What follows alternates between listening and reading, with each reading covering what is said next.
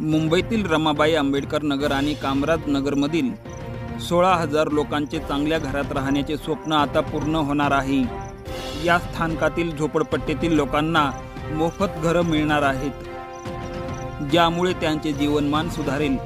हे प्रकल्प त्यांच्या हक्कांची पूर्तता करण्याच्या दिशेने एक मोठा पाऊल आहे।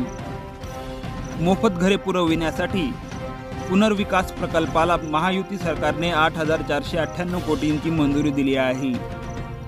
या प्रकल्पामुळे मुंबईतील झोपडपट्टीत राहणाऱ्या अनेक लोकांना चांगल्या आणि सुरक्षित निवासाची संधी मिळणार आहे, ज्यामुळे त्यांच्या जीवनमानात सुधारणा होईल।